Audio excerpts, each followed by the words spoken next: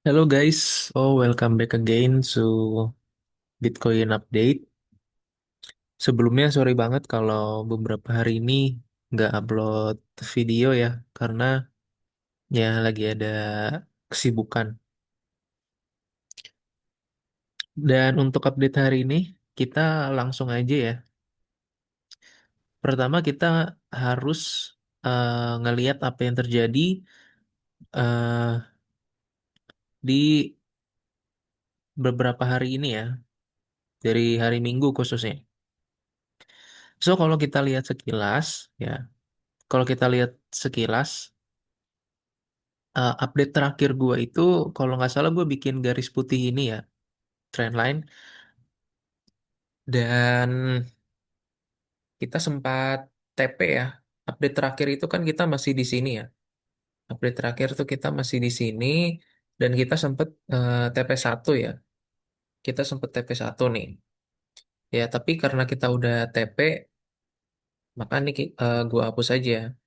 Dan buat teman-teman yang baru ngikut misalnya, baru nonton video ini, eh selamat datang ya. Dimana gue setiap konten itu sharing tentang update daripada Bitcoin dengan rules ya. Gue sendiri itu punya rules kalau misalnya teman-teman mau ngikutin setup yang gue bikin, rulesnya adalah ketika sudah profit ya running 1 sampai 2% atau roughly 100 sampai 200 pip daripada level entry teman-teman bisa consider untuk take profit ya. Itu rules yang gue buat dari 14 Januari. Dan rules itu juga yang bikin win rate gua di bulan Januari itu 100% ya. Di bulan Februari itu 85 kalau nggak salah. Ya. Dan oke, so kita lihat beberapa hari ke belakang dulu ya. Jadi dari hari Minggu ini ya, dari tanggal 1 kemarin, kalau teman-teman notice ini terjadi pattern bull flag ya. Ini terjadi pattern bull flag ya, di mana ini pattern yang berlawanan ya dengan strategi yang hampir selalu gue pakai dari tanggal 14 Januari, yaitu strategi bear flag. Tapi dari tanggal 1 itu terjadi bull flag seperti ini.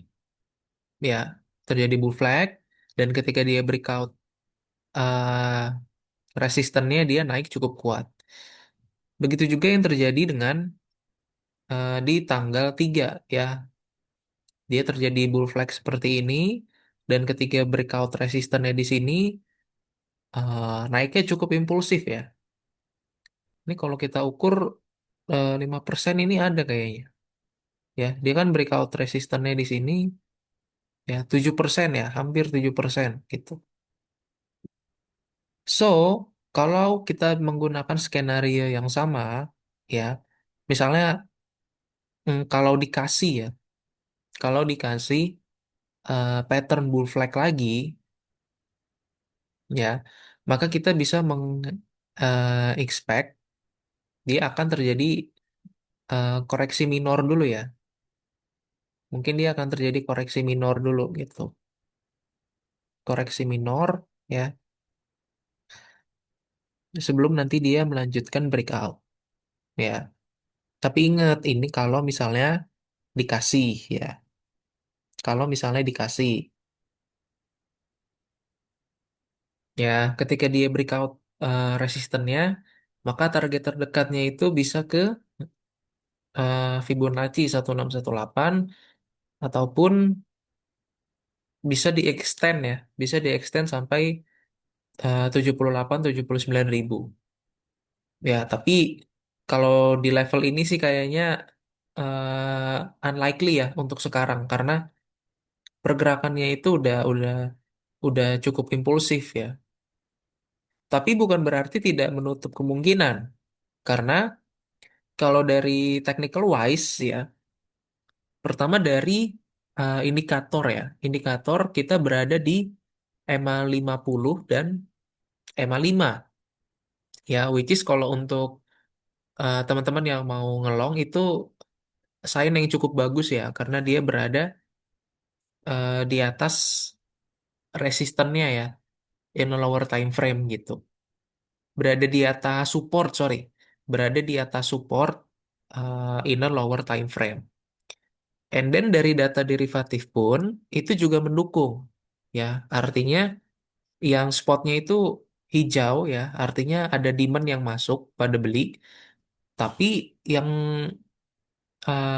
funding rates-nya ya itu pada merah atau retail tradersnya ini pada nge-short gitu. Jadi tidak menutup kemungkinan buat teman-teman yang mau memanfaatkan long ya, mau memanfaatkan long bisa aja, bisa aja ya, bisa aja. Karena dari datanya itu mendukung secara indikator dan secara derivatif.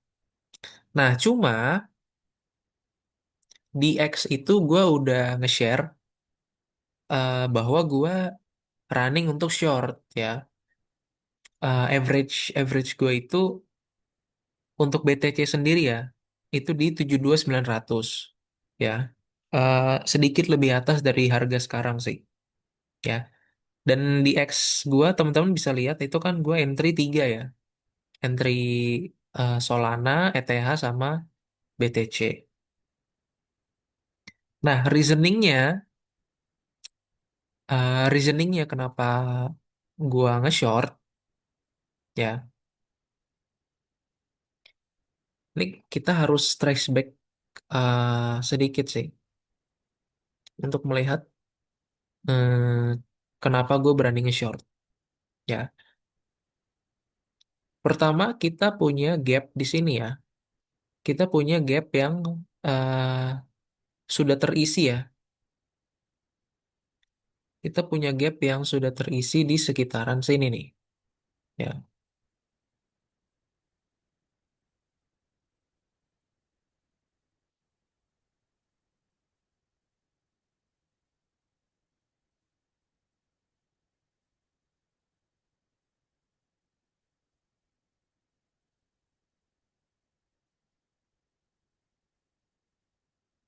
ya.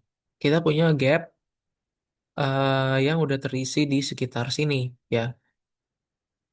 Yang which is terjadi sempat nge-weak ya pada sesi US semalam ya. Dan sekaligus kotak ini juga menjadi level Fibonacci 1618 ya. Retracement ya, automatic nih. Itu reason pertama kenapa gua nge-short. Ya, sebenarnya kalau boleh jujur ya, ini agak beresiko sih. Karena dari technical itu, dari indikator ya, belum ngedukung kita untuk nge-short secara agresif ya. Karena secara data itu masih positif semua ya. Dia berada di atas EMA dan dari data derivatif pun masih hijau ya. Ini kalau boleh jujur ya, kalau boleh jujur. Tapi yang harus teman-teman notice ya, yang harus teman-teman notice adalah itu tadi ya pertama ya, kita punya gap yang sudah terisi dan di sini kalau teman-teman notice itu terjadi swing high. Ya, terjadi swing high di mana swing high itu juga salah satu yang sering gua gunakan sebagai konfirmasi untuk entry short ya, sebagai konfirmasi untuk entry short. Gitu sih teman-teman. Ya, reasoningnya cuma dua itu sih, karena dari data itu dan technical ya itu masih positif semua, masih bagus untuk ngelong. Ya, jadi yang gua lakukan di sini itu sebenarnya dibilang counter the trend sih enggak ya, karena secara major primary-nya kan kita masih bearish. Ya, cuman yang gua dilakukan di sini adalah ya, scalping gitu ya. Cukup beresiko sih, karena counter the trend-nya itu in a lower time frame ya. In a lower time frame kita counter the trend. Tapi in a major atau primary-nya kita masih follow ya. Kita masih follow the trend gitu. Cuman memang kalau in a lower time frame ya, in a lower time frame itu masih bullish memang. Ya, cuman yang harus menjadi notes adalah di dalam sebuah primary trend atau major trend sebuah aset, ketika terjadi pullback ya, ketika terjadi pullback itu sifatnya hanya retracement ya, sifatnya hanya sementara. Seperti yang terjadi di BTC ini. Kan kita sudah beralih ya daripada bullish trend into bearish ya. Dan ketika dia terjadi pullback ya ke atas itu sifatnya hanya retracement atau sementara ya. Major movementnya ya masih bergerak dalam primary trendnya yaitu bearish. Jadi bukan berarti di dalam sebuah bearish trend itu nggak mungkin ada kenaikan, nggak mungkin terjadi pullback, itu nggak mungkin ya. Begitu juga sebaliknya di dalam bullish trend nggak mungkin dia naik terus. Pasti ada kalanya dia pullback atau turun sedikit. Ya itulah yang gue coba tesis yang gue coba manfaatkan untuk short ini ya. Ketika gue mau nge-short, maka gue mencari titik pullbacknya dulu ya. Titik pullback in the bearish trend kan berarti dia ke atas ya, ke atas dia ditarik ke atas gitu. Dan itulah yang gue manfaatkan sekarang ya. Jadi entry short sekarang itu pertama karena swing high ya. Yang kedua adalah eh, mencari pullback ya. Reasoningnya mencari pullback ya, mencari pullback.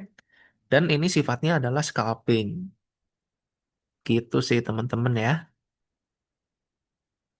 Untuk SL-nya sendiri, kalau misalnya nanti breakout lagi ya, breakout lagi seperti dua dua bull flag ini, ya kita harus tetap pasang SL sih, karena itu penyelamat kita. Kalau misalnya terjadi bull flag lagi ya, dan dia breakout, maka kita bisa pasang stop loss di area 76.000. Which kalau dari yang gue lihat sekarang, harusnya ini unlikely sih ya. Harusnya ini unlikely akan nge-hit SL kita. Karena breakout dari sini tuh kemarin udah cukup impulsif. Maka gue expect koreksi lah ya. Koreksi dulu gitu. Ya cuman apapun bisa terjadi di market ya. Itulah gunanya gue pasang SL. Oke gitu aja sih temen-temen deh. Thank you for watching and see you in the next update. Bye-bye.